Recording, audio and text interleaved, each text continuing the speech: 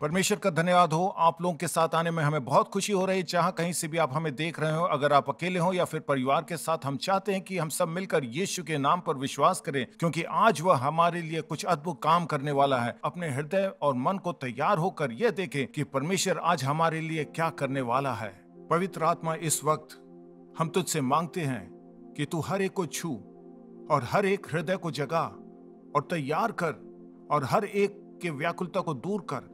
हम पर तेरी कृपा रहे, हर एक व्यक्ति को छू, यीशु मसीह के नाम में, आमीन। आराम एक दिलचस्प बात है। हम सब आराम चाहते हैं। वह पाने के लिए योजना बनाते हैं, यहां तक उसे अनुभव करने के लिए हम पैसे बचाते हैं। जो कुछ भी संभव है सब करना चाहते हैं ताकि हमारे घर में आराम रहे। एक आरामदायक घर, एक आरामदायक वाहक, एक आरामदायक कपड़े पाने के लिए हम करोड़ों रुपए खर्चा करते हैं। कितना आश्चर्यजनक है कि हम इस आराम के लिए कुछ भी करने के लिए तैयार हैं। फिर भी जब हम अधिकांश पढ़ाई को देखते हैं, मानसिक रूप से या शारीरिक रूप से या फिर भावनात्मक रूप से, या आरामदायक वातावरण हमारे लिए सबसे अच्छी बात नहीं है, फिर भी इसके बारे में लोग खूब बात करते हैं। तो आज मैं बेचैनी या फिर असुविधाजनक होने के बारे में बात करना चाहता हूं। तो आज मेरे संदेश का शीर्षक है असुविधाजनक, क्योंकि मुझे लगता है कि परमेश्वर अपने लोगों को, अपने बच्चों को एक असुविधाजनक मौसम के लिए बुला रहा है। आप लोग में से कुछ सोच रहे होंगे, ब्लैक तुम क्या कह रहे हो? क्या तुमने 2020 का अनुभव नहीं किया? जी हाँ, मुझे मालूम है, शायद मेरे जीवन का सबसे असुविधाजनक साल था। इंसान के नाते, पति होने के नाते, या माता पिता के रूप में, या कलीसिया के पासवान के रूप में, यह माहौल हमारी खुशियों को छीन लेता है। पर भरोसा करिए, क्या यह दिलचस्प बात नहीं है? इस तनाव भरे मौसम में भी हम आराम के मौसम की तलाश में चल रहे हैं। आज इसी बारे में मैं आपसे बात करना चाहता हूं, क्योंकि मुझे लगता है कि पवित्र आत्मा मुझसे व्यक्तिगत रूप से व्यवहार कर रहे हैं, क्योंकि मुझे लग रहा है कि परमेश्वर की सेवा को आराम में से ले रहा हूं, जबकि मेरे चारों तरफ कई लोग कई कारणों से पीड़ित हैं। आज यह मुझे जागृत कर रहा है, और मैं उम्मीद करता हूं कि आज आपको एक दिव्य असुविधाजनक मौसम की ओर ले जाए, एक दिव्य बेचैनी। आइए हम इसे पवित्र शास्त्र में देखते हैं। दूसरा शमूएल की किताब, उसका 11वां अध्याय, पहला पद देखते हैं। फिर जिस समय राजा लोग युद्ध करने को निकला करते हैं, उस समय अर्थात वर्ष के आरंभ में दाऊद ने योआब को और उसके संग अपने सेवकों और समस्त इस्राएलियों को भेजा, और उन्होंने अम्मोनियों को नाश किया और रब्बाह नगर को घेर लिया, परंतु दाऊद यरूशलेम में रह गया। इस वचन के काफी कुछ छुपा हुआ है। अगर आप बाइबल को अच्छी तरह पढ़े हों, या फिर आप कलीसिया में पहली बार आए हों, जो कुछ भी है, मैं इसे बहुत तेजी से समझाना चाहता हूं। कुछ लोगों को इस अध्याय की कहानी के बारे में मालूम है। वह कहानी जहां दाऊद पाप में गिर गया क्योंकि उसने बत्शेबा के साथ गलत संबंध रखे थे, क्योंकि उसने उसे नहाते हुए देखा। हालांकि दाऊद को इस वक्त वहां पर नहीं होना चाहिए था, उसे इस वक्त युद्ध में होना चाहिए था, पर वह आराम करने के लिए महल में रुक गया और उसके कारण गलत कर बैठा। तो इस वक्त हम उस गलत चीज को देख सकते हैं, या फिर हम वो देखें जो घटना जो पहली घटी थी, क्योंकि दाऊद बत्शेबा के साथ गलत कर बैठा, पर उसने यह गलती पहले से कर चुका था। इसे इस प्रकार कहूं, गिरने के पहले वह स्वयं गिर गया था। और मुझे लगता है कि परमेश्वर हमें इस चीज से बचाना चाहता है, क्योंकि जब हम स्वयं गिर जाते हैं, उसके बाद हम पाप में गिरते हैं। अगर हम वचन में फिर से पढ़ें तो कहता है, फिर जिस समय राजा लोग युद्ध करने निकला करते थे। यह क्या दर्शाता है? एक वक्त है जब हमें अपनी जमीन पर पकड़ बनाए रखना चाहिए, एक समय जब हमें विस्तार करना चाहिए, और वह समय जब हमें दुश्मनों के साथ निपटना चाहिए। एक वक्त है जो परमेश्वर ने ठहराया है, जैसे ठंड का मौसम, गर्मी का मौसम, बारिश का मौसम, इन सब के विशिष्ट उद्देश्य हैं। यह समय वह पकड़ बनाने का समय था। तो क्या लगता है आपको, अभी यह समय हमें मजबूत और इस पृथ्वी पर पकड़ बनाए रखने का समय है? अभी इस वक्त हमें ऐसा लग रहा है कि साल गुजर गया है और हम 2021 के बारे में सोचने लगे हैं। तो अभी वह वक्त है जब आपको और मुझे सोचना है कि किस प्रकार हम इस जमीन पर अपने पांव को मजबूती से रखें। यह वह समय है जब राजा लोग युद्ध करने को निकला करते हैं। तो क्या आप दाऊद की तरह महल में बैठकर आराम करना चाहते हो, या फिर उस युद्ध के मैदान में हो जहां पर आपको होना चाहिए? यह पूरी तरह आपके मानसिकता पर निर्धारित है कि आप पवित्र आत्मा को अनुमति दें ये कि वह आपके जीवन के साथ क्या करे, क्योंकि यही वक्त है, आज और इसी समय। पहली बात, हमें मालूम है कि यह समय है, एक समय जब राजा लोग युद्ध करने निकला करते थे। इस वचन में एक दिलचस्प बात यह है कि यह लड़ाई वे अमोनियों के खिलाफ लड़ रहे थे। पवित्र शास्त्र में हम पढ़ते हैं कि अमोनी लोग लूत के वंशज के थे। और अगर आप लूत के बारे में याद है तो लूत इब्राहिम का भतीजा था। इब्राहिम का आज्ञा का उल्लंघन करने के एकमात्र कारण से लूत भी इसमें शामिल हुआ। तो अब हम यहाँ पर दाऊद की पीढ़ी पर इब्राहिम से आने वाली पीढ़ियों जिन्हें पाप से निपटना चाहिए, क्योंकि पिछले आज्ञा का उल्लंघन के कारण उन्हें युद्ध में जाना चाहिए था। इसलिए दोस्तों, परमेश्वर की आज्ञा मानना और उस पर भरोसा करना बहुत महत्वपूर्ण है। देखें कि अब क्या कर रहे हैं या क्या कर नहीं करते हैं, चाहे आप इसे अनदेखा करें, पर भविष्य में इन सब के लिए भुगतान करना पड़ेगा, क्योंकि इब्राहिम की आज्ञा का उल्लंघन के कारण अमोनियों को आना हुआ और वे परमेश्वर के लोगों के दुश्मन बन गए। और यह मौसम बहुत महत्वपूर्ण है, क्योंकि इस वक्त हम आराम के पीछे नहीं भाग सकते, क्योंकि इसके कारण हम एक बड़े दुश्मन को पैदा कर रहे हैं। तो पहली बात, राजाओं के लिए युद्ध की घोषणा करने के लिए एक विशेष समय था। दूसरी बात, दाऊद ने युद्ध के बदले आराम चुना, जबकि दाऊद को युद्ध की तैयारी और प्रत्याशा करनी चाहिए थी, उसने आराम और बचाव चुना। पवित्र आत्मा मुझसे 3 श्रेणियों में बात की। शायद हम इनमें से एक में फिट होते हैं या फिर सभी में। तो हम आराम का पीछा क्यों करना चाहते हैं? पहली बात, अतीत की लड़ाई से थकान। आप लोग में से कुछ कह रहे होंगे, जी हां, पिछले लड़ाई से मैं थक गया हूं, मेरे हाथ अभी भी दर्द दे रहे हैं, घाव के निशान हैं, पिछले लड़ाई से अभी तक उभर नहीं पाया हूं। और तुम कहते हो कि युद्ध का ऐलान करने का समय है। 2020 से अभी तक उभर नहीं पाया, 2021 के बारे में कैसे सोच सकता हूं? मैं अगले मौसम के बारे में सोच भी नहीं सकता, मुझे मालूम है। पर मेरी बात सुनिए, थकान, थकावट, थका डालना, कभी कभी शैतान हमें थका डालता है। यह वही समय है जब वह अपना सबसे बड़ा काम करता है। बड़ी दिलचस्प बात है, शैतान 40 दिन तक यीशु का इंतजार करता रहा ताकि वह उसे लुभाए। उस वक्त तक इंतजार किया जब तक यीशु की शारीरिक ऊर्जा और ताकत कमजोर हो गए। उस वक्त यीशु को प्रलोभनों से हमला करना चाहता था, पर उपवास के पहले दिन क्यों नहीं? क्योंकि शैतान को मालूम है कि जब आप थके और कमजोर होते हो, वह अपना काम अच्छी तरीके से कर सकता है। तो पहली बात, पिछली लड़ाई से थकान। दूसरी बात, अतीत की उपलब्धियों का अहंकार, पहले की उपलब्धियों का घमंड। मजेदार बात है, दाऊद आराम करने गया और सोचा कि मुझे लड़ने की जरूरत नहीं। शायद सोच रहा होगा कि मैं काफी दिग्गजों को हराया है या फिर युद्ध के मौसम से परे है, जैसे मैंने अपने काम कर दिए हैं, जो कुछ मुझे करना था वह सब मैं करके बैठा हुआ, मैं ठीक हूं। दूसरे लोग जाकर लड़ाई लड़े क्योंकि मैं इसके लायक हूं। क्योंकि यह सोचने वाली बात है कि हमारी हकदारी हमें परमेश्वर की इच्छा से अलग कर देती है, हमें परमेश्वर की इच्छा से बाहर ले आता है। मैं परमेश्वर का बड़ा आभारी हूं जो उसने अफ्रीका में किया। और कभी कभी मुझे लगता है कि मैं उन उपलब्धियों से आराम कर रहा हूं। शायद मेरी कुछ ताकत है जो मुझे आराम करने में मजबूर करते हैं, उसके कारण मैं परमेश्वर के लिए और जोर से काम नहीं कर पाए जिस तरह हमें करना चाहिए। और यह माहौल मेरे लिए एक नींद से जागने की तरह था और मैं सोचने लगा परमेश्वर के लिए अभी बहुत कुछ करना है, मुझे युद्ध के लिए वापस जाना है। देखिए दोस्तों, हम में से कोई भी इसमें गिर सकता है। हम में से किसी एक के पास ऐसा हो सकता है जहां हमें ऐसा लगे कि आगे बढ़ने के बजाय हमें थोड़ा आराम करना चाहिए और पीछे हटना है। पहली बात, अतीत की लड़ाई से थकान। दूसरी बात, अतीत की उपलब्धियों का अहंकार। और आखिरी बात, पिछले नुकसानों से निराश होना। आप लोग यह कह रहे होगे, ब्लेक, तुम्हें नहीं मालूम कि इस साल हमने क्या क्या खोया है, तुम्हें नहीं मालूम कि हमारे नुकसान कितने हुए हैं, इस माहौल में हमें बहुत नुकसान हुआ है, मैं फिर से जोखिम नहीं उठा सकता। तुम्हें मालूम है पिछली बार हमने कोशिश किया था पर असफल हुआ। आपको मालूम पिछली बार क्या हुआ? मैंने कई बार प्रार्थना की पर मेरे प्रार्थना का जवाब नहीं मिला। पिछली बार विश्वास के साथ मैंने कदम उठाए पर आपको मालूम क्या हुआ? जी हाँ, मुझे मालूम है कि यह मौसम सबके लिए खराब था।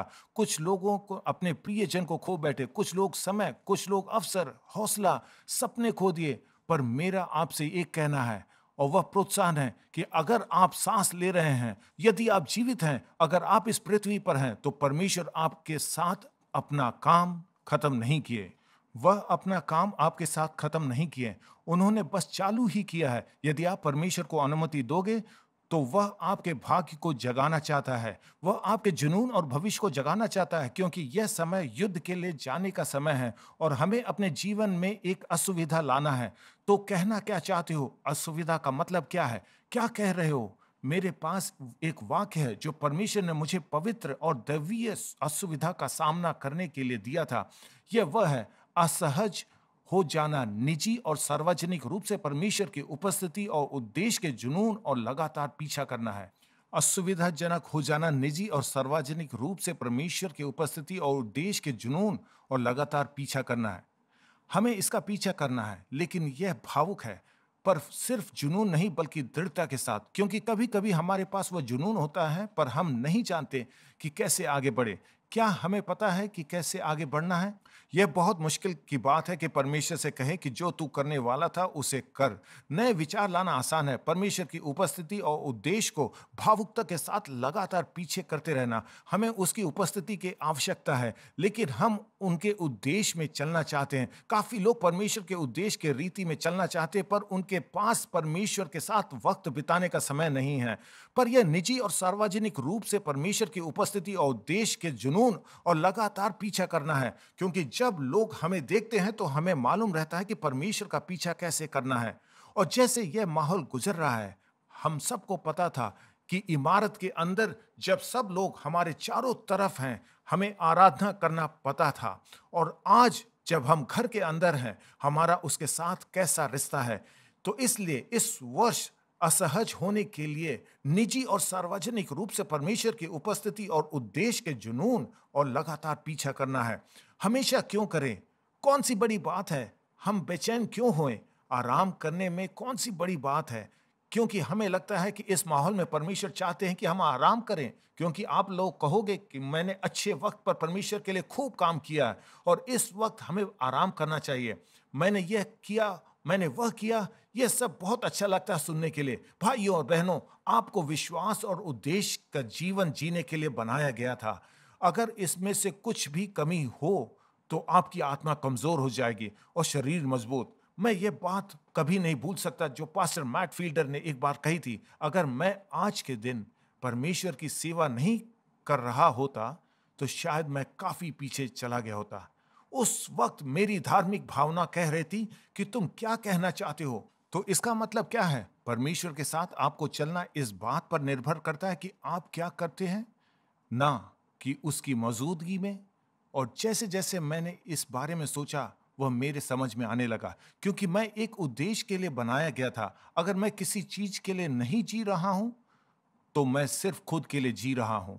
हंसने की बात है कि जब मैं पीछे मुड़कर देखता हूं तो परमेश्वर के साथ मेरा संबंध हमेशा बिगड़ जाता है, क्योंकि अक्सर यह होता है कि हम स्वयं के लिए जीने की कोशिश करते हैं बजाय उस परमेश्वर पर जो इन सब के ऊपर है और जो सिंहासन पर विराजमान है। भाइयों और बहनों, अक्सर हम अपने बारे में सोचते हैं, हुए समय बिता देते हैं। इसलिए मैंने यह कहा था कि दाऊद का पहला पाप अपने खुद का पाप था। उसके बाद बतशेबा के साथ गलत कर बैठा। उद्देश्य के साथ जीना आपको पवित्र रखेगा। जब आप अपने जीवन में परमेश्वर के आह्वान को स्वीकार करते हो, वह आपको सीधा रखता है। एक और वाक्य बोलना चाहता हूं, सुख की लालसा से गुप्त कैंसर पैदा होता है जो चरित्र को दूषित करता है और मसीह की सुरक्षा को पूरी तरह रद्द करता है। आराम की इच्छा से गुप्त कैंसर पैदा होता है जो चरित्र को दूषित करता है और मसीह की सुरक्षा को पूरी तरह रद्द करता है। आपको मालूम है कितनी बार इस कलीसिया में कुछ लोग आकर मुझसे कहते हैं, बस यही वक्त है, यही वह मौसम है जब हमें आराम करना है। इस बार मैं प्रार्थना कर रहा था, अब मैं इस टीम से बाहर जा रहा हूं। और परमेश्वर की सेवा बंद करने जा रहा हूं, क्योंकि मैं विश्वास करता हूं कि यह आराम का वक्त है। मुझे बस समय दिखाई दे रहा है कि जब वह परमेश्वर से दूर हो रहा है और कलीसिया से बाहर निकल रहा है। अक्सर शत्रु हमारे मन में यह चिंता डाल देता है कि हमारे जीवन के सही चीज को बाहर निकालने की आवश्यकता है, लेकिन बहुत बार वह चीज जो दुश्मन आपको अपने जीवन से बाहर निकालना चाहता है, वह केवल वो चीज है जो वास्तव में आपको जीवित रखती है। विशेष रूप से जब दुनिया कोविड से जूझ रही है, हर चीज में दबाव डाल रही है, उस वक्त लोग यह बहाना ढूंढ रहे हैं कि परमेश्वर को प्रथम रखने की आवश्यकता क्या है, या फिर उसे वह प्राथमिकता दें जो हम पहले देते थे, और उनका परमेश्वर के साथ चलना बुरी तरह प्रभावित होता है। शायद आज वह आप हो तो परमेश्वर आपको फिर से वापस लाना चाहता है। तो फिर से मैं कहना चाहूंगा, आराम की इच्छा से गुप्त कैंसर पैदा होता है जो चरित्र को दूषित करता है और मसीह की सुरक्षा को पूरी तरह रद्द करता है। अगर संक्षिप्त में कहूं तो आराम की इच्छा सुरक्षा हटा देती है। हमें मालूम है कि दाऊद महल में रुक गया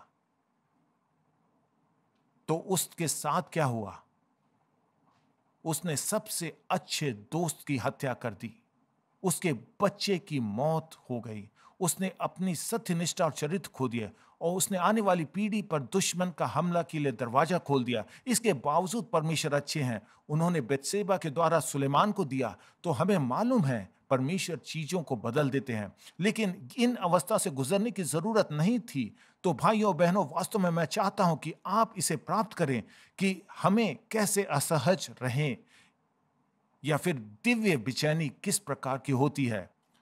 दिव्य कष्ट हमारी भक्ति को गहरा करती है, जो शैतानी निराश को नष्ट करते हैं, खतरनाक व्याकुलता को नष्ट करती है और हमारे भाग्य की रक्षा करती है।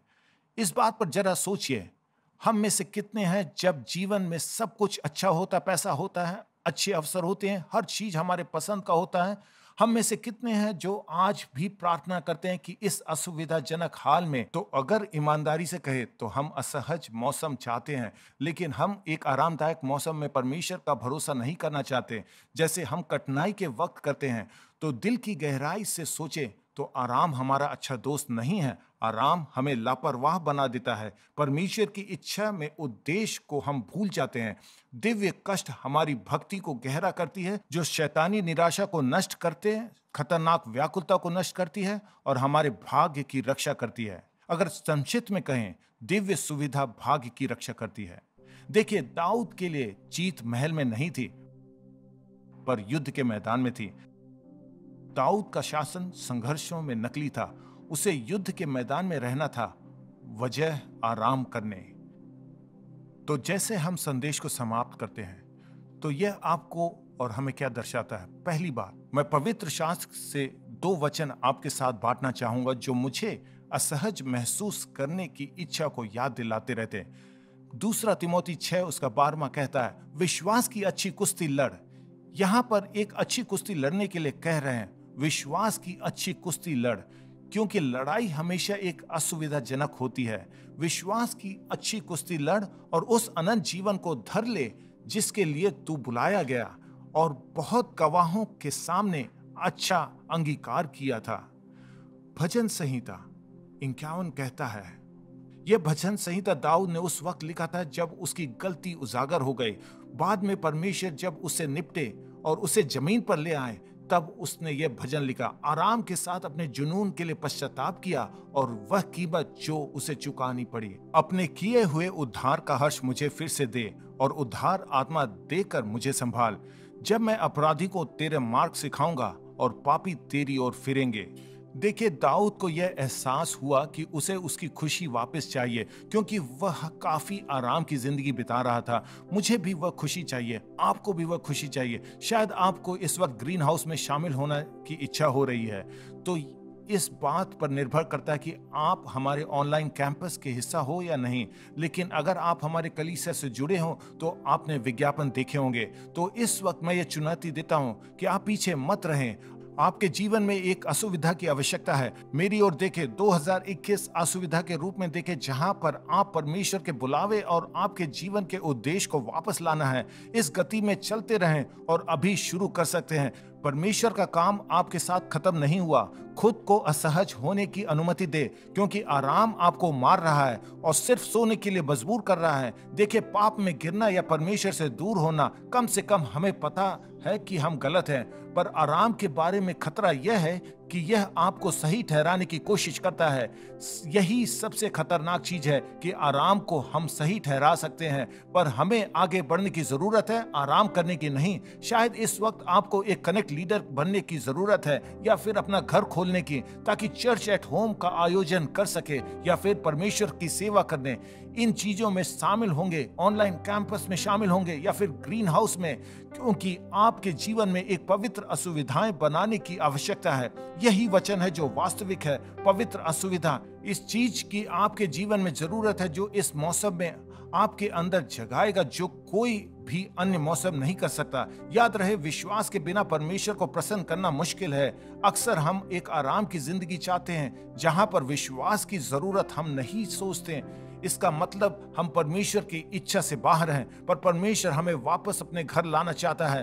तो यह समाप्त करने के पहले मैं आप लोगों को 4 चुनौतियां देना चाहता हूं। पहली बात, अपने दैनिक जीवन में परमेश्वर के सक्रिय खोज को व्यक्तिगत प्राथमिकता बनाएं।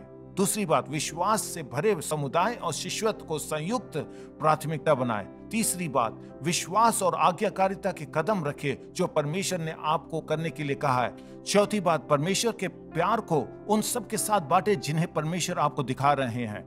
यह मौसम असहज होने का है, चाहे वह किराने की दुकान पर हो, जहां पर आप आराम से अपनी चीजें उठाते और निकल पड़ते। पवित्र आत्मा को वह मौका दो जिससे आप वहां पर परमेश्वर के बारे में लोगों से बांट सको। क्या आप अपने जीवन को किसी से बात किए बिना आराम की जिंदगी बिता रहे हो, या फिर कह रहे हो कि परमेश्वर मुझे इस्तेमाल कर?